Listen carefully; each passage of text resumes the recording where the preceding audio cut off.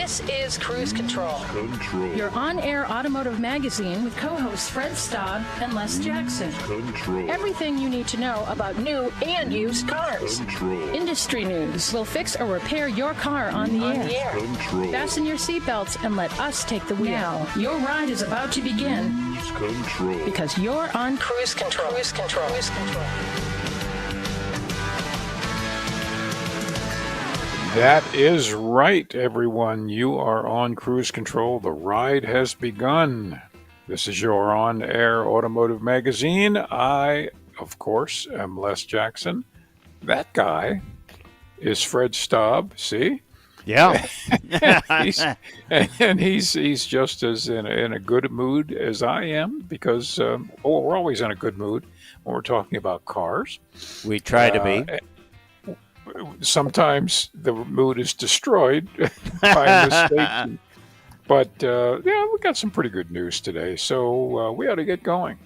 Yeah, I think so, Les. And, the reveals just keep on coming. I mean, you would think that, maybe we'd reach an end of these things, but they just keep coming, and it's no longer at the car shows these things are revealed. They're just revealed around the year, which means it's good for our listeners. So you can get new information every week. This week, it is the Volvo XC90 that was revealed. Not only the XC90, but also the EX90, which is the electric version of basically the same vehicle, all-electric version. So the XC is a plug-in hybrid, and the EX is the all-electric version. So a lot new from Volvo.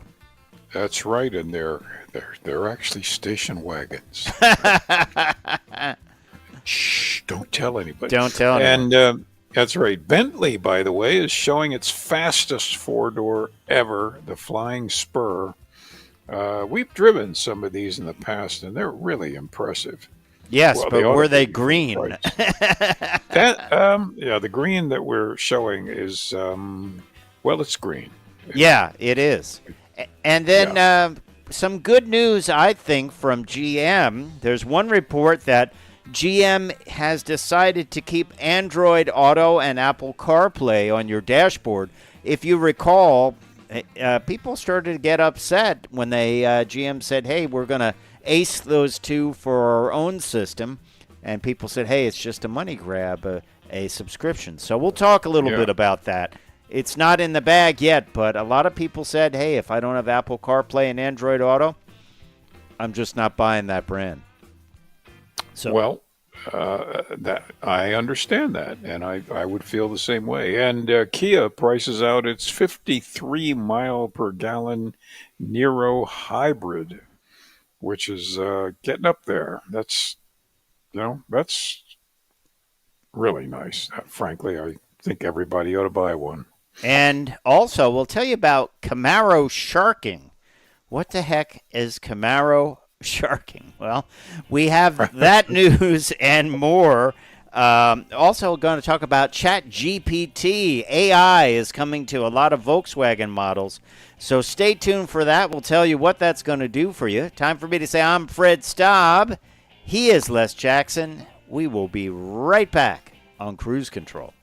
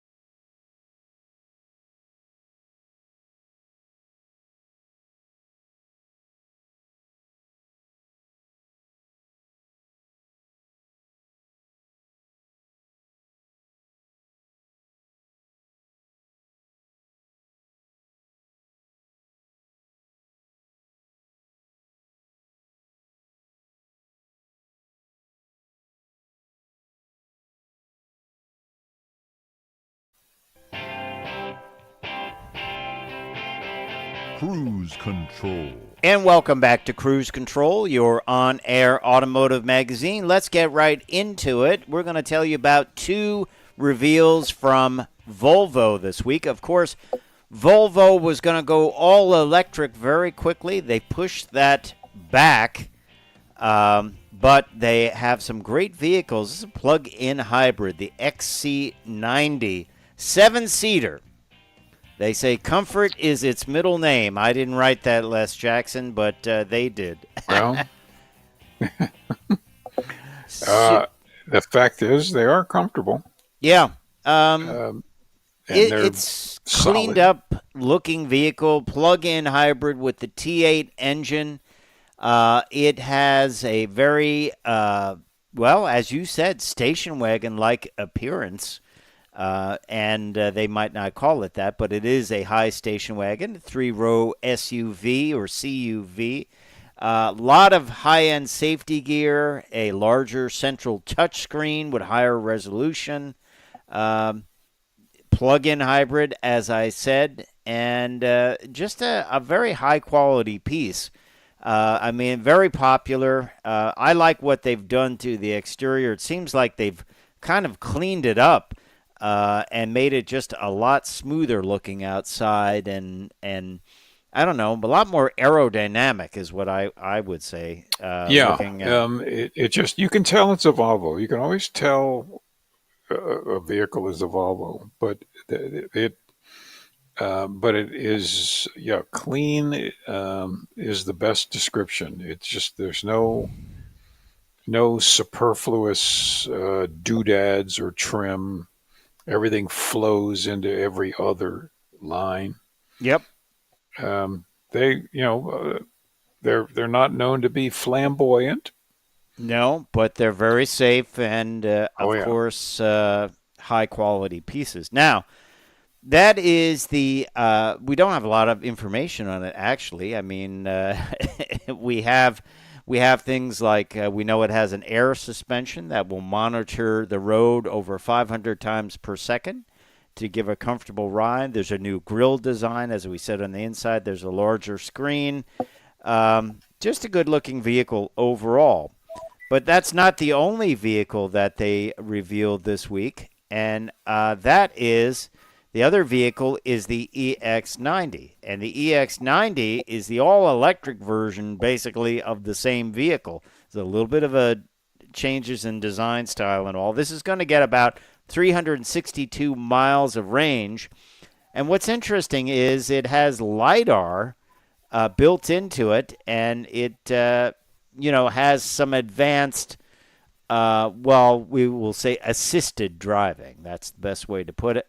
But it is quite the good-looking vehicle. I mean, the core system, it has in-car AI computer with NVIDIA Drive platform. The core system is a Snapdragon cockpit platform from Qualcomm Technologies, and we're going to talk a little bit more later about AI in cars and what it means to you. But we're seeing this come out. Basically, I'll say this.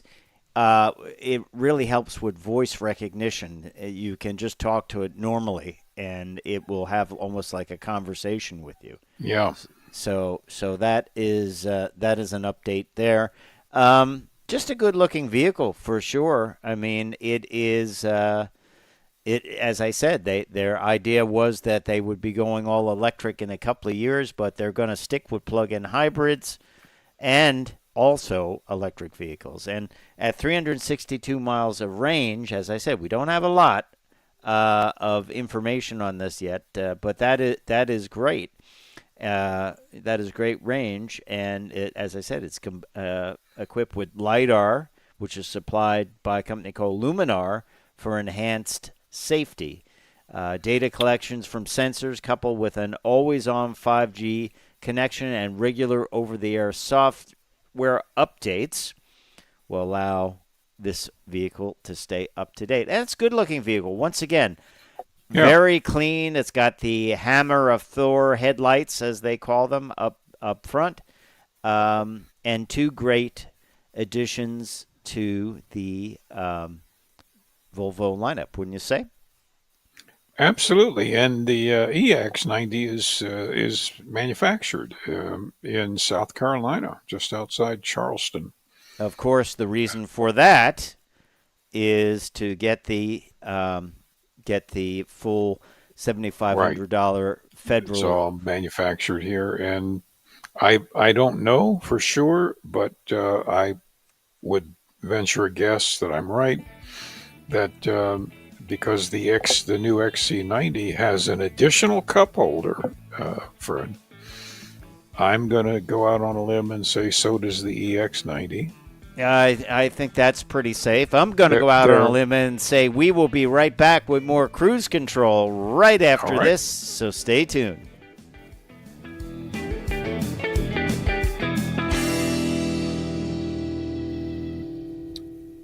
Nice.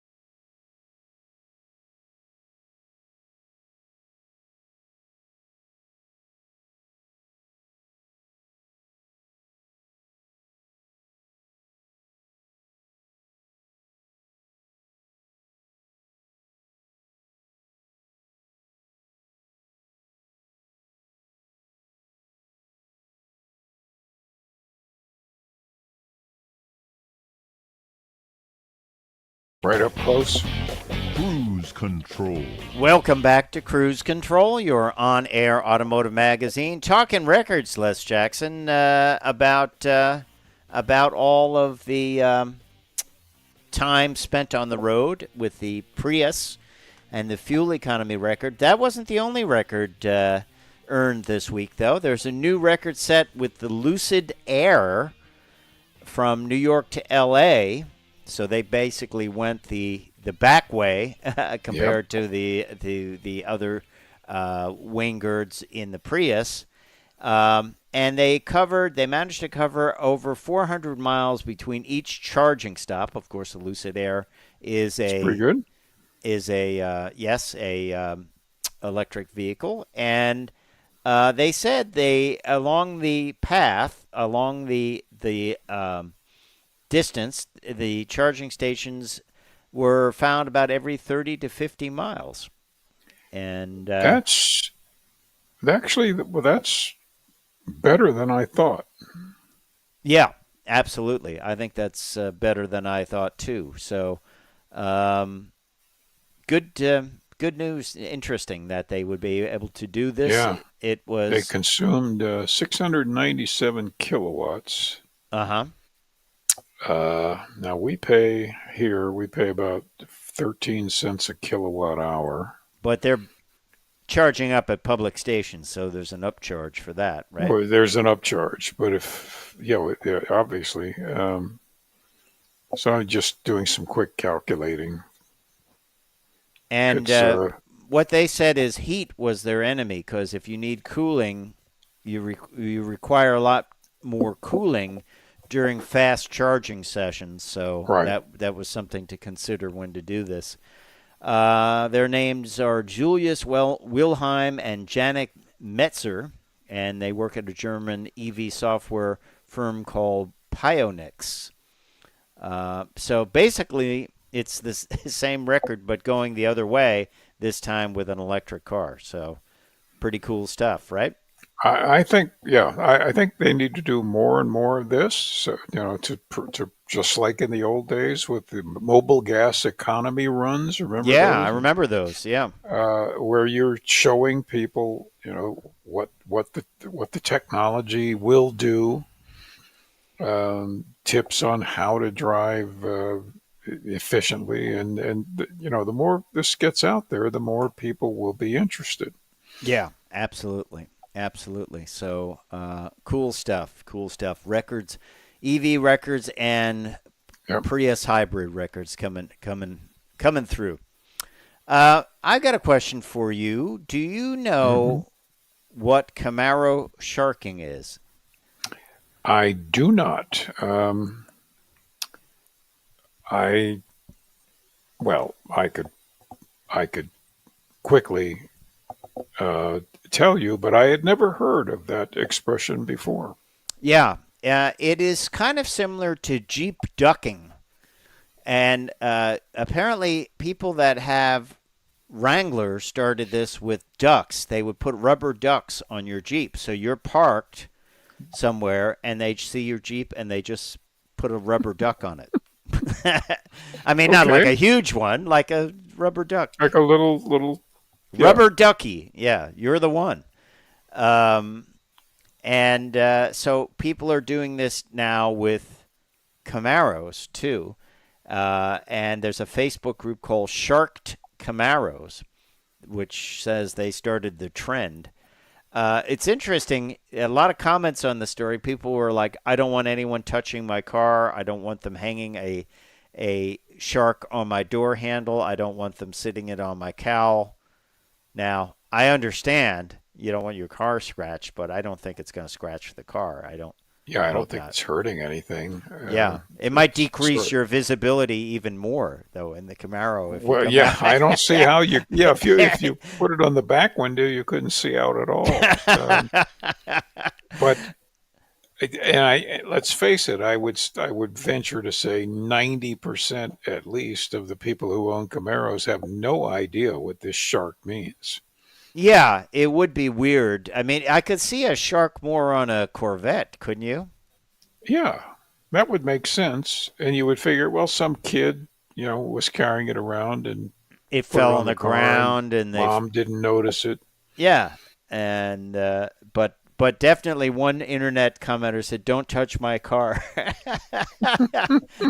I don't know. I think it's pretty funny. I will say this. Yeah. I remember this, that used to, even as a kid, we would go on trips in the car, and you'd come out and someone put a bumper sticker on your car for Yes. that place, right? Sometimes they Yes. would have cardboard ones that they would wire to the bumper, right? Like, because they were metal bumpers back then, steel Right. bumpers. But I thought, really? And I've seen them put it on paint, people's paint. I went to some place, cavern somewhere, in my Corvette.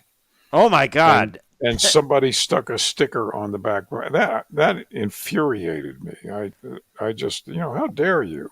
Yeah, yeah. Take it off. Oh, well, we can't take it off, without a scraper. Oh, well, don't go near it with a scraper. Yeah, yeah. No, I mean, it's very picky. I mean, I have a friend, you know who I'm talking about. We won't mention his name. And he took his new Corvette in to get inspected, right? Because we have to get inspected every year in New York, right? So, brand new Corvette. And he says, okay, here's my keys. And the kid moving the car throws the keys right on the hood. That's how I do it. I put keys on the hood. And threw them. He said, didn't sit them gently by the wipers. That's how he did it. And I think that guy would be missing a few teeth from Corvette owners. Yeah. I mean, you can't. You're not abusing it, but you're just being careless with it. You're obviously not a car guy, because no car guy would do. I wouldn't do that to a rental car. No, I wouldn't either. So, there are people that don't. The shark thing's cute. Sit it on the wiper or whatever. That's what I would. Right. Don't drill a hole. Oh, that was the other thing with new cars, where dealers would drill holes in the back of the car to put their nameplate on it and put a plate on it. Oh boy. It's like we're taking a brand new car and just getting out the drill and popping 3 or 4 holes in it. Yeah, you're drilling holes in my car to put advertising for you on the car. And what am I getting for this? Pay me some money.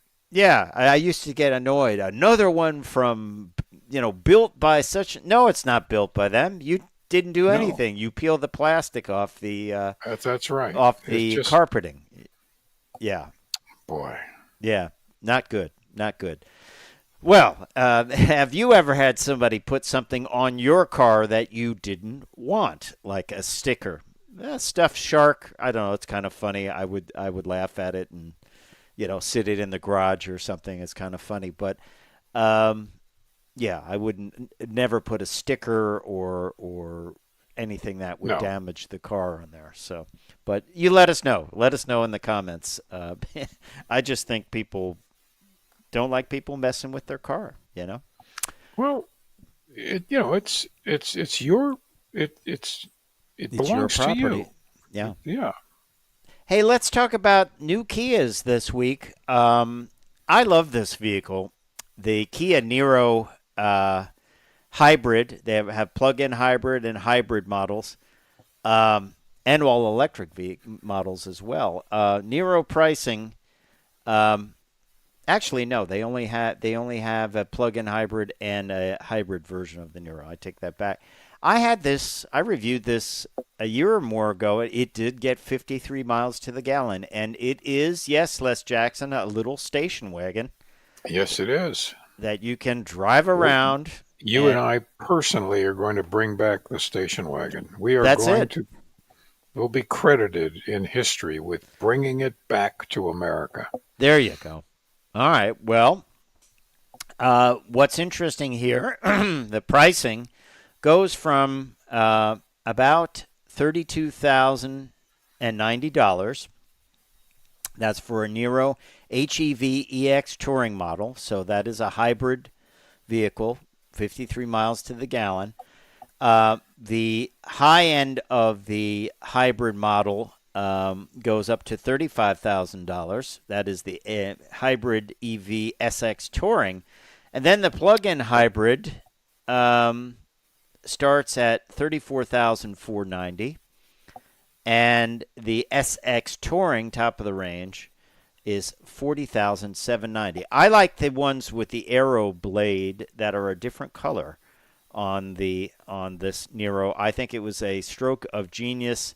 It looks like the old Audi cars where they would have that line down the center, that they call an arrow blade here on the Niro. So, hey, good news. That's one to keep in mind if you want a very utilitarian station wagon with great MPG, the Kia Niro. Fred Staub and Les Jackson, we will be right back. Stay tuned.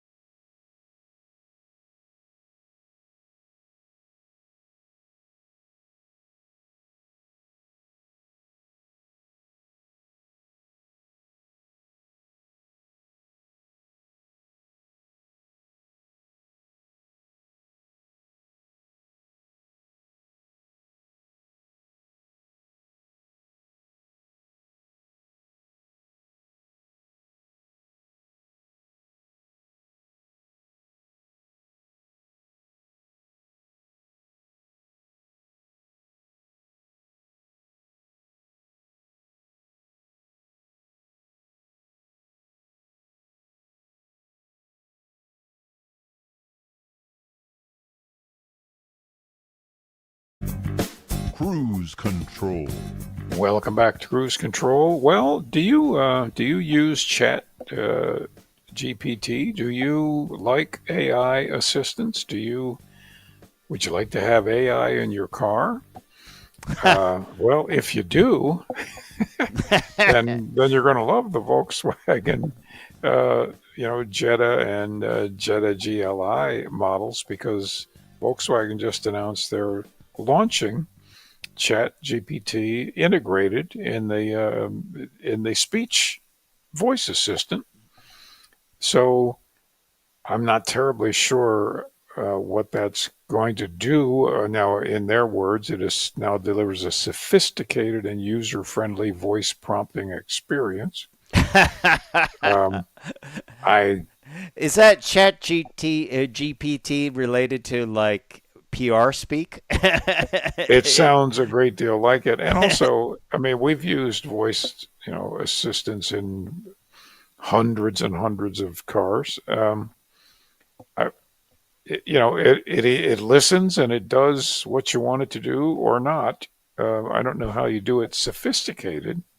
Well, from what I have heard, the idea is it will remember certain routes where you like to go, and it will say, I know you don't like crossing this bridge, so I set the route for this, Okay. which is slightly longer, but avoids that bridge. Natural and human-like conversations. Like you would say, hello, Volkswagen, and can you please set the temperature at 70 degrees? And then it's like you could say even, hi, Volkswagen, I'm chilly. And it will say, I'm setting the temperature at 70 as opposed to 65. So it is Okay. more friendly until it says, tough noogies, you don't get any more heat. That's exactly right. I mean, or worse. or worse. Listen, Yeah. Listen, shut up. I'll get you there. You're dry. Yeah. Yeah. I'm tired of being in this lane. I'm moving out of it. That's right. Stop nagging me. I remember when voice recognition came out and somebody had a phone installed. It said, watch, I can say call home. And it took them like 25 tries. Oh. And I was like, wow, that works really well. Back when the first iDrives came out with BMW in the early 2000s, it could only about half the time it understood you. Right. And the other half is it did something you didn't want it to do. Right. Okay, I'll move the seat. No, that's not what I wanted. It's snowing. All right, I'll roll down the windows. Yes. This is I don't know. This is bordering to me on gimmick rather than significant usefulness, but that's just me. It's a buzzword, though. I mean, this is called Sirent's Chat Pro, which is an automotive grade Chat GPT. I mean, I've tried AI where it says rewrite this with AI, and then it will rewrite it, and while it's grammatically correct, it doesn't make any sense. They've combined multiple sentences together that don't relate to each other. Yeah.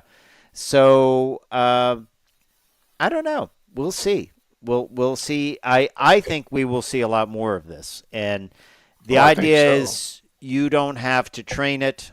It's already trained. You don't have to use, you don't have to say set destination. You can say, hey, I want to go, like I like that burger place we went to a couple of weeks ago.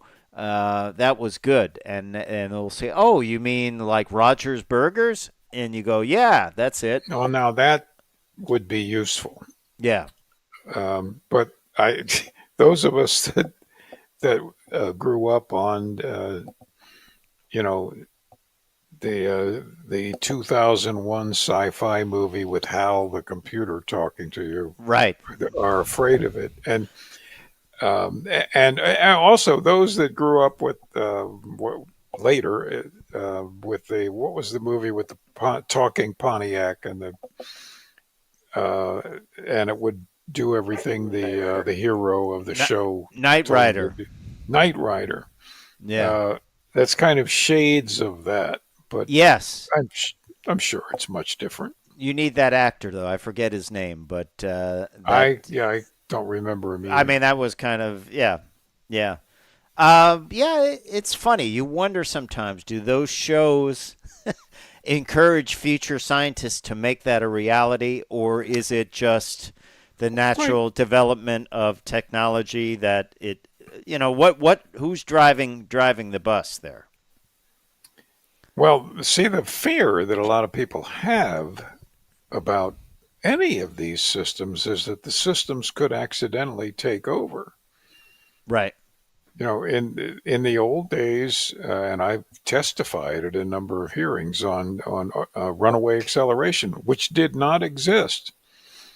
It was just sadly mistakes that people made. But today, it's entirely possible. Yeah.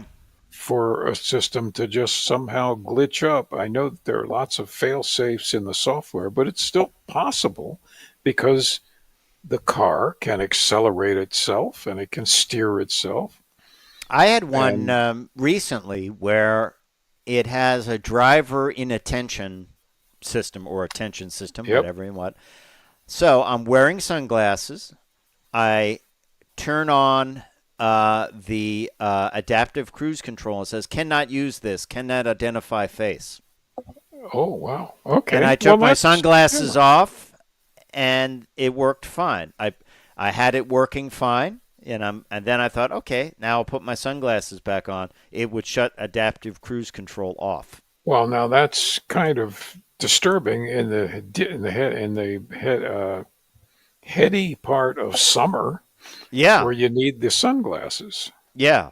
So I thought, wow, is there any thing around this? So I have a question out to about that to one of the PR people. Isn't that weird? And I could repeat it over and over again. I only have one pair of sunglasses. I was going to try multiple. I have a solution for you. What? One of those glasses with the funny nose. And the eyes? Yeah. Yeah.